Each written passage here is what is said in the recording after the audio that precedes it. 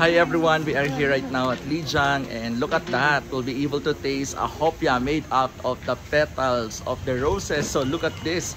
This is hopia. So look at that. We are here right now in the town with Ate Annie and we are excited to taste the hopia made out of the petals from the rose. Before I know that rose is just a way for us to give flowers to the ladies or to any celebration, but look at that. We're able to taste the hopia made of the petal of the rose, and the taste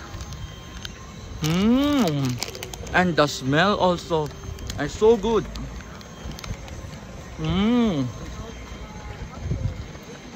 I like it.